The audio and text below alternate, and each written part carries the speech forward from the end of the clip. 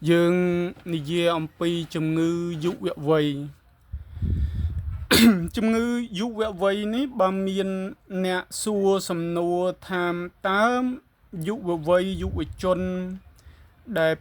tơm nâng pênh vầy nâng viêm miền ấy chỉ lẹ khăn khâu trâu bà giàu mình bà giàu nơi khăn chùm này đắng nơi viêm miền trào nó hỏi viêm tù lông tù lia á dương lùm ba tham cầm nít ná đại viêm và xa lỡ ẩm bì ở vấy để dương bán đăng nâng tiết tê thì bố tham ở vấy để dương bán đăng ca chế đăng bò dương viêm miên ca khoa cho lọ ở dương có mình men chưa mình nụ đà chế đăng cục chung chối vậy đó bà nó còn là thả bán đăng bán dồn chùm ngư dụ vầy ní cứ chia chùm ngư này ca phòn trả lòng vùng viên tư rồi bỏ chịu vật nơi khăn rụp môn chịu vật cứ tham cá chá chứ slam nó chỉ rụp môn rồi bỏ chịu vật đại dương bàn phòn trả lòng cục khía chịu vật thôi chunហើយជំងឺយុវវ័យនេះក៏ជាការភ័ន្តច្រឡំធំមួយសម្រាប់យុវវ័យគ្រប់គ្នាភាគច្រើនបំផុតបើយើងយកសង្គាលោវិទ្យាសោតក្នុងពុទ្ធសាសនាបារាសោតមង្គលសោតអីយកមកធ្វើជាជញ្ជីងវាស់យើងឃើញថា98%ដែលពលជាមួយនឹងជំងឺភ័ន្តច្រឡំហ្នឹងគឺថាយ៉ាងហោចណាស់ក៏90%ដែរជំងឺយុវវ័យហ្នឹងដែលយើងធ្លាប់ហៅពាក្យងាយស្ដាប់ថាពាលាអាវ៉ាសែឬក៏ថាជំងឺយុវវ័យជាការភ័ន្តច្រឡំច្បោកច្បល់នៅក្នុងជីវិតពិសេសអ្នកដែលមានអាយុជាង10ឆ្នាំឡើងហ្នឹង3 10 4 10 5 10 20ឡើងគឺថាភាគច្រើនហ្នឹងគឺអាចជំងឺហ្នឹងវាមានកម្លាំងខ្លាំងព្រោះយើងរស់នៅក្រោមកិលេសជាចវាយរបស់យើងគ្រប់គ្នាធម្មជាតិបង្កើតយើងមកឲ្យយើងនៅក្រោមកិលេសក្រោមអវិជ្ជាយើងមិនដែលដឹងមិនដែលឮបតតជីវិតអស់ទាំងនឹងទេភាគច្រើនចំពោះអ្វីដែលខ្ញុំបានលើកឡើងនេះមិនមែនបានសេចក្តីថាខ្ញុំចេះជាងគេទេប៉ុន្តែខ្ញុំនិយាយអំពីអ្វីដែលបានដឹងហើយក៏ចង់ប្រាប់ទៅមនុស្សមួយចំនួនដែលជាសាច់ញាតិដែលថាយើងគិតថាចង់រកផ្លូវណាដែលសមគួរសម្រាប់ជីវិតយុវវ័យពីព្រោះជំងឺយុវវ័យនេះវាបំផ្លាញអនាគតរបស់យុវវ័យអត់ឲ្យបានប្រើសក្តានុពលជីវិតវារីរាំងហៅអបាយមុខនៅក្នុងពុទ្ធសាសនាហៅអបាយមុខប៉ុន្តែយើងមិនបានលើកពាក្យទាំងនោះមកដើម្បីធ្វើសេចក្តីបំភ្លឺនៅពេលនេះទេយើងគ្រាន់តែនិយាយពាក្យងាយស្ដាប់ងាយយល់ដោយថាជាមនុស្សធម្មតានិយាយរឿងធម្មតានិយាយពាក្យធម្មតាពីព្រោះយើងជាមនុស្សធម្មតាវាគ្មានសញ្ញាបត្របណ្ឌិតបនស័កអីធំឲ្យគេស្ដាប់ឲ្យគេគោរពអីទេប៉ុន្តែយើងយកបន្ទាត់មួយដែលយើងបានដឹងបានឮដូចជាបន្ទាត់ដែលមានក្នុងពុទ្ធសាសនាយកមកស្វែងយល់ទាំងអស់គ្នាវាមិនសុក្រិតប្រតិបត្តិបាន 100% ឬក៏ត្រឹមត្រូវ 100% ដូចអ្នកត្រាស់ដឹងទេប៉ុន្តែគ្រាន់បើជាងអត់ដឹងគ្រាន់បើជាងអត់ឮគ្រាន់បើជាងពភ្លីពភ្លើដែលយើងវាអត់បានជួបហើយអកុសលធំមួយនៅក្នុងជីវិតរបស់មនុស្សយើងនេះគឺអកុសលដែលយើងមិនដែលបានជួបនៅគតិបណ្ឌិតដែលត្រឹមត្រូវបង្ហាញផ្លូវដោយបដិបទាសមគួរយកទៅបង្កើតប្រយោជន៍និងស្រាយបញ្ហាជីវិតនេះជារឿងអភ័ព្វបំផុតរបស់មនុស្សយើង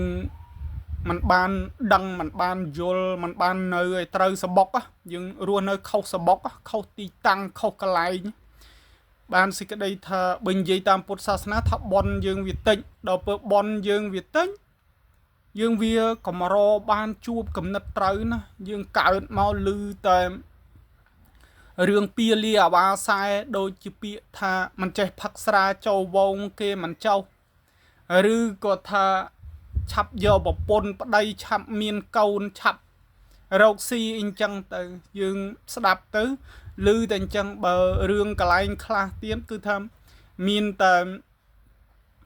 រឿងរបៀបដែលយើងឃើញឈូឆរតាមគ្នាតាមពួកតាមវងតាមក្រុមហ្នឹង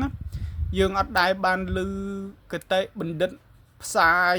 ដែលត្រឹមត្រូវរៀបរយអាកាដេមិកសម្រាប់យើងយកជាសារណៈយកជាទីពឹងណាដល់ពេលអញ្ចឹងជីវិតរបស់យើងវែងអត់កោះត្រោយអត់ដឹងឯណាផ្លូវដែលសមគួរទេ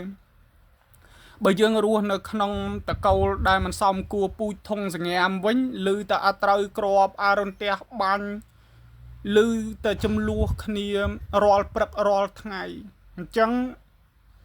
យើងគ្មានបតតរបស់ជីវិតហើយយើងមិនបានសេពគប់ដល់សមគួរទៀតរឿងមួយនៅក្នុងចំណោមចំណុច5ដែលយើងស្វែងយល់ទី1យើងកើតនៅក្នុងតកូលទុនខ្សោយក្រខ្សត់ទី2នៅភូមិសាស្ត្រដែលមិនសមគួរអត់អាចធ្វើអីបានទី3ខ្វះការរៀនសូត្រទី4សេពគប់តែមនុស្សដែលមិនសមគួរហើយទី5ទៀតយើងមិនបានតាំងចិត្តថារកផ្លូវណាមួយដែលដោះស្រាយដែលសមគួរជួនណារកបើរកវាអត់ឃើញដោយសារបនយើងវិតិចពេកដល់ពេលយើងអញ្ចឹងយើងអត់ដែលបានជួបគតិបណ្ឌិតធម្មទានលោកីធម្មទានលោកតរៈធម្មទាននឹងឲ្យវាសមគួរសង្ងាំយកជាសារណៈទីពឹងរបស់ជីវិតហើយយើងក៏រស់នៅក្នុងជំងឺយុវវ័យនេះជារឿងអភ័ព្វហើយជាចំណុចសំខាន់នៃឫសគល់របស់ជីវិតយើងគ្រប់គ្នាតែម្ដងជំងឺយុវវ័យដែលយើងបានមើលឃើញហ្នឹងគឺថា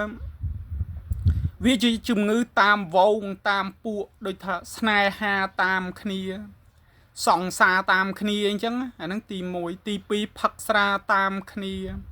ទី3ដើរលេងតាមគ្នាទី4ប៉ោឡែតាមគ្នាទី5វែងតាមគ្នាហ្នឹងទៅដល់ពេលអញ្ចឹងអនាគតរបស់យើងសោយទុករងទុករងទោសហើយយើងអត់ដឹងថាមកពីមូលហេតុអីយើងឃើញថាវាត្រូវសបាយអញ្ចឹងហើយសបាយតន់ខ្លួននៅក្មេងឬក៏ថាសបាយផ្ដាំចាស់យើងតែងតែលឺអញ្ចឹងសបាយតន់ខ្លួននៅក្មេងហ្នឹងគូប្រឹងហក់លោតរំច្រៀងតាមគេហឺហាតាមគេអញ្ចឹងគ្រប់ពេលអញ្ចឹងដែលយើងបានឃើញអញ្ចឹងទៅហើយលទ្ធផលទៅក៏ខ្លះគ្រោះថ្នាក់ស្លាប់ពីការឈួតវែងញៀនថ្នាំសម្លាប់ខ្លួនឆ្លងរោគខ្លះជាស្រីនឹងរហូតដល់ស្នេហាត្រីកោណចតុកោណនឹងអាយុ5 10មិនតាន់យកកូនចេញជីវិតឆាចោលដឹងស្អីជាស្អីអត់កោះត្រោយជួនកាលនឹងសាងគ្រួសារមួយដែលគ្មានចំណេះដឹងគ្មានជំនាញហើយដល់ពេលអញ្ចឹងយើងអត់មានចំណេះដឹងអត់មានជំនាញមិនដឹងថាប្រកបមុខរបរអីចាំកូនយ៉ាងម៉េចបង្រៀនកូនយ៉ាងម៉េចបង្កើតកូនមកហើយនឹងត្រូវដោះស្រាយយ៉ាងម៉េចឲ្យជីវិតគ្នាបានប្រសើរជួនណាយើងគិតថាយើងអត់តន់មានប្រពន្ធកើតទេយើងអត់ប្រពន្ធអត់កូនកើតទេដាច់ពូជឲ្យចុះពូជយើងនឹងវាយ៉ាងម៉េចពូជសើពូជធុងសម្រាមនឹងពូជដប់បានមួយយួរនឹងដែលយើងឮពាក្យគេនិយាយអញ្ចឹងពូជនឹងយ៉ាងម៉េចឧបមាថាស្លាប់ទៅខ្លាចដាច់ពូជហើយបើសិនយកប្រពន្ធហើយមានកូន 4 5យើងស្លាប់ទៅហើយយើងសល់អាពូជហ្នឹងវាយ៉ាងម៉េចទៅគ្នាមិនតែតោលកាជះគេហើយកោះត្រោយមិនឃើញទៅហើយយើងបសល់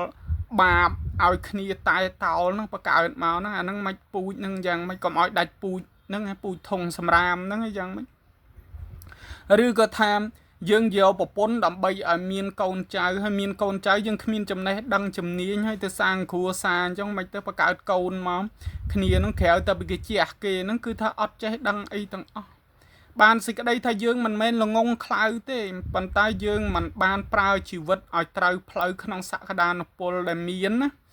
សក្តានុពលជីវិតដែលត្រូវផ្លូវសម្រាប់ជួយខ្លួនឯងសម្រាប់ជួយគ្រួសារសម្រាប់ជួយសង្គមហ្នឹងយើងវាអត់បានចាប់យកក្នុងឱកាសយុវវ័យហ្នឹងដោយសារយើងភ័ន្តច្រឡំនឹងការសេពគប់ជួនកាលហ្នឹងយើងភ័ន្តច្រឡំថាមិត្តភ័ក្តិរបស់យើងសង្សារស្រីប្រុសហ្នឹងវាសំខាន់ជាងគ្រួសារបងប្អូនទៅទៀត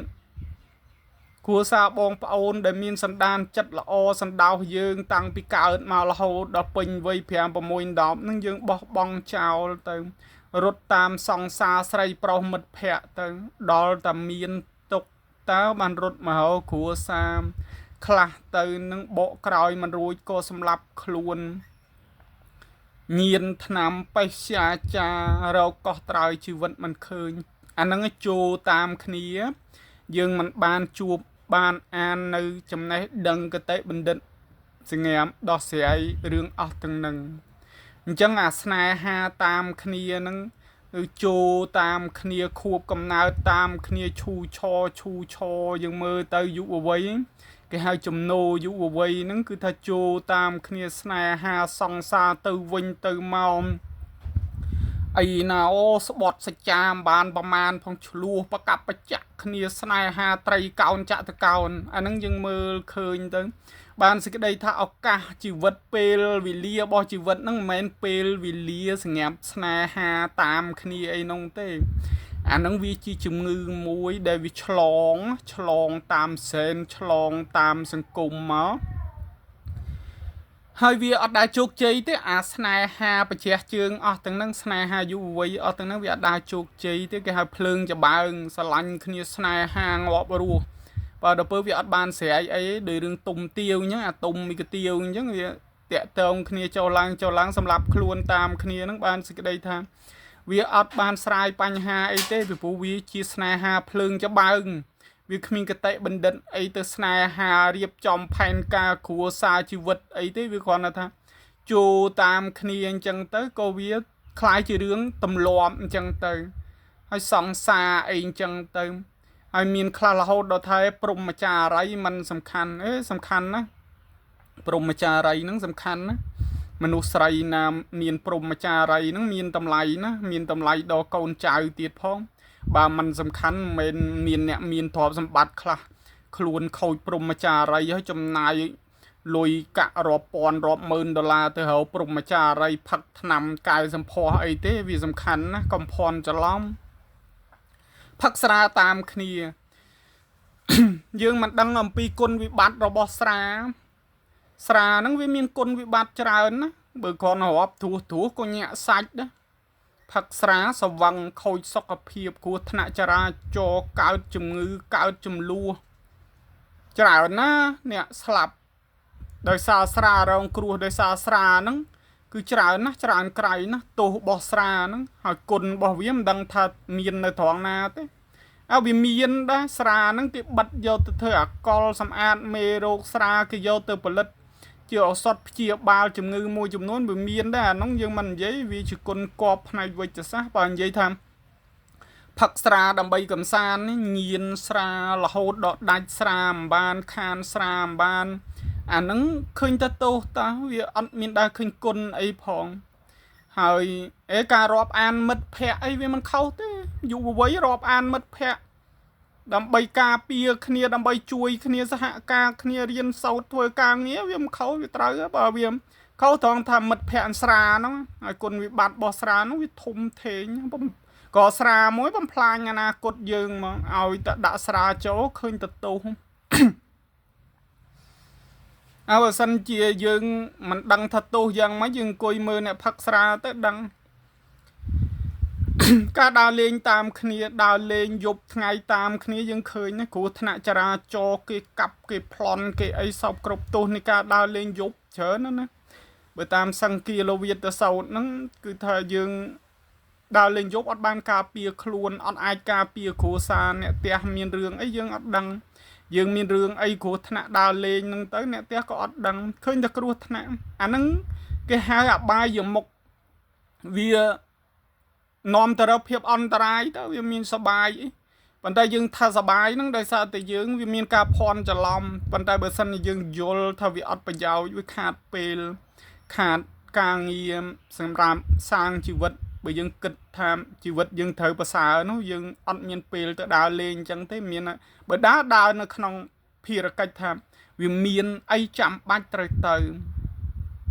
មួយទៀតប៉ោឡាយតាមគ្នាយើងប៉ោឡាយតាមគ្នា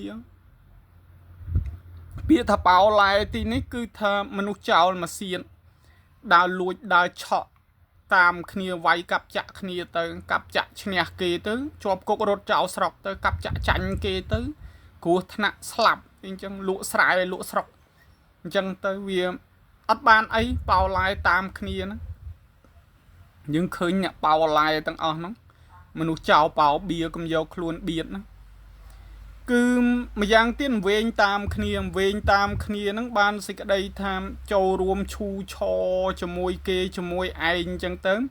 បន្ទាប់មកទៀតគឺថាយើងអ្នកទទួលរងថ្មបាក់និងវិនាសកម្មអញ្ចឹងរឿងសំខាន់ណាជំងឺយុវវ័យនេះត្រូវយកមកពិនិត្យម្ដងមួយហើយរកក្បួនតម្រាណាដែលមានប្រយោជន៍នៅក្នុងពុទ្ធសាសនាមានសង្ឃីលវិទ្យាសោតបរាសោតមង្គលសោតទេប្រាប់អំពីរឿងជំងឺយុវវ័យនេះច្រើនហើយមានក្បួនច្បាប់ច្រើនដែលគេបានប្រាប់អំពីរឿងអស់ទាំងហ្នឹងនៅក្នុងដំណាក់កាលជីវិតអីក៏បានប្រាប់រឿងហ្នឹងដែរហើយយើងស្វែងរកការសិក្សាស្រាវជ្រាវទៅថាតើជីវិតបឋមអ្វីមជ្ឈិមអ្វីប្រឈមអ្វីនឹងត្រូវធ្វើអីដំណាក់កាលរបស់ជីវិតហើយជំងឺយុវវ័យនៃការភ័ន្តច្រឡំហ្នឹងវានាំទុកទោសច្រើនណាស់ហើយត្រូវដោះស្រាយវាហើយវាត្រូវចាប់ផ្ដើមពីខ្លួនយើងបើសិនជាយើងបន្ទោសអ្នកណាក៏បន្ទោសអត់កើតដែរពីព្រោះហេតុអីពីព្រោះថាយើងអ្នករងថ្មបាក់បើយើងអ្នករងថ្មបាក់យើងទៅគិតថាបន្ទោសអ្នកណាឲ្យគេស្រាយយើងបានអញ្ចឹងបើយើងបន្ទោសសង្គមថាសង្គមមិនរៀបចំឲ្យត្រូវអាហ្នឹងយើងជាបន្ទោសបានចេះតែថាទៅបើគាត់ថាយើងជាអ្នកទទួលថ្មបាក់នៅក្នុងកម្រិតរបស់យើងដែលត្រូវស្វែងយល់ហ្នឹងគឺថាស្វែងរកការដោះខ្លួនចេញពីអបាយមុខនឹងឲ្យបានតាមលទ្ធភាពដែលអាចធ្វើបានពីព្រោះអនាគតរបស់យើងវាត្រូវការមានចំណេះដឹងមានជំនាញសាងគ្រួសារដោយសមគួរបង្កើតកូនដែលមានចំណេះដឹងហើយនេះជាភារកិច្ចរបស់មនុស្សដែលត្រូវគិតចំណាយគំនិតពីលាអាវ៉ាសែនោះវាមិនខ្វះទេវាសបោគៀអញ្ជើងយើងបាច់ភ័ន្តច្រឡំអីទេហើយសម័យនេះទៀតជាសម័យដែលយើងដែលងាយនឹងប្រព្រឹត្តអំពើពីលាអាវ៉ាសែទៀតយើងបាញ់និយាយអីច្រើនទេគ្រាន់តែយើងឃើញព័ត៌មានដែលស្វែងយល់មកយើងក៏អាចយល់បានហើយព័ត៌មានផ្សេងនឹងព្រឹត្តិការណ៍ជាក់ស្ដែងដូចឧបមាថាប្រទេសបារាំងប្រទេសសិង្ហបុរីជាដើមអាយុ15ឆ្នាំអត់ឲ្យប្រើទូរស័ព្ទចូលសាលាអីបានទេនៅផ្ទះក៏អត់បានដែរមានទោសម៉ែឪឥឡូវពីព្រោះទូរស័ព្ទហ្នឹងវាបំផ្លាញកោសិការបស់កុមារផងហើយវានាំឲ្យកុមារមានការភ័ន្តច្រឡំគ្រោះថ្នាក់ច្រើនណាគាត់នៅរឿងប្រើទូរស័ព្ទមួយហ្នឹងទូរស័ព្ទវាមានគុណសម្បត្តិច្រើននិងគុណវិបត្តិច្រើនប៉ុន្តែវាមានគុណវិបត្តិហ្នឹងដោយសារយុវវ័យវាអត់ចេះបែងចែកយុវភាពហ្នឹងគ្នាមិនចេះបែងចែកថាអាណាព័ត៌មានល្អមានប្រយោជន៍មិនមានប្រយោជន៍គួរទទួលយកមិនគួរទទួលយកវាយកតែអាព័ត៌មានអត់ប្រយោជន៍យូរលេងហ្គេមរហូតទៅដល់ដាច់យប់ដាច់ថ្ងៃខូចសតិខូចស្មារតីអីច្រើនណាស់បើតាមខ្ញុំសួរមួយចំនួនប្រហែលជាអាចការពិតច្រើនហើយមានអ្នកនិយាយរឿងហ្នឹងក៏ច្រើនដែរហើយខ្ញុំបានសួរលោកគ្រូអ្នកគ្រូបង្រៀនខ្លះសួរមនុស្សមួយចំនួនហើយនឹងការស្វែងយល់មួយចំនួនទៅរឿងខ្លះហ្នឹងគឺថាយើងស្ដាប់ទៅហើយគិតថាវាអាចជាការពិតហើយវានាំអន្តរាយច្រើនអន្តរាយយ៉ាងម៉េចយើងគ្រាន់តែមើលថាមានលោកគ្រូអ្នកគ្រូថ្នាក់បឋមសិក្សាគាត់ថាតើគួរដោះស្រាយយ៉ាងម៉េចបើកុមារក្មេងអាយុរៀនថ្នាក់ទី5ទី6វាជុំគ្នាលេងហ្គេមអត់គិតរៀនសូត្រអញ្ចឹងហើយអាយុ3 4 10នាំគ្នាប្រជុំក្បាលគ្នាទាំងស្រីទាំងប្រុសមើលរឿងសាច់អីរឿងអាភាសអីអញ្ចឹងហើយទៅថ្ងៃមុខហ្នឹងសង្សារសហាយជាមួយគ្នាទៅវិញទៅមកខ្លះយកកូនចាញ់ហ្នឹងមិនតន់ទាំងដល់ចប់អនុវិទ្យាល័យផងអាហ្នឹងឯងជាអ្វីដែលយើងត្រូវស្វែងយល់ថាវាគួរតែគិតយ៉ាងម៉េច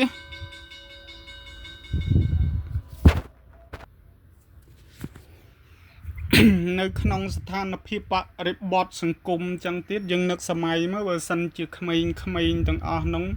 វាមើលរឿងអាភាសហើយអញ្ចឹងហើយទៅអនាគតតើអនាគតរបស់វាដើរទៅណា វាមានទៅណាទេអនាគតរបស់វាហ្នឹង5 10មិនតាន់20មិនតាន់ផងសិតតែយកកូនចេញពី3ដងក៏មានឆ្លងរោគក៏មានប្រុសញៀនថ្នាំក៏មានទៅវាទៅណាការអប់រំរបៀបហ្នឹងយើងគួរតែចូលរួមជាយោបល់ស្វែងយល់អីក៏អត់ដើម្បីចូលរួមដោះស្រាយនោះហើយយើងឈរមើលធ្វើមិនដឹងធ្វើមិនលឺយ៉ាងម៉េចបើសិនជាយើងគ្មានសាច់ញាតិមិនមែនជាសាច់ញាតិបងប្អូនយើងក៏យើងមើលទៅវាទើសតល់ដែរពីព្រោះថាវាជារឿងលំបាកមួយទៅថ្ងៃអនាគតនៃប្រទេសហ្នឹងយើងបាញ់និយាយដល់រឿងជ្រៅអីផ្សេងទៀតនេះជាជំងឺយុវវ័យដែលយើងគួរដឹងគួរស្វែងយល់ហើយចូលរួមស្វែងយល់ហើយស្រាយទាំងអស់គ្នាហើយឲ្យដឹងភារកិច្ចថាត្រូវកំណែតម្រង់យ៉ាងម៉េចនេះជាការចូលរួមគំនិតក្នុងសង្គមហើយវាអត់មានអីក្រៅពីថាយើងចូលរួមគំនិតនឹងទេវាជាចំណេះដឹងផងវាជាគំនិតស្រាយបញ្ហាផងហើយវាជាបុណ្យកុសលផងយើងធ្វើទៅយើងចូលរួមនិយាយចូលរួមគិតចូលរួមផ្ដល់យោបល់ទៅសូមលើកយកគំនិតជំងឺយុវវ័យប៉ុណ្ណឹងដើម្បីថាជាការផ្ដល់ចម្លើយហើយបើមានចម្លើយណាល្អទៀតយើងចូលរួមបន្ថែមវាទៅឲ្យវាស្រាយបញ្ហារឹតតែល្អជាងនឹងទៀតទៅសូមចូលរួមប៉ុណ្ណឹង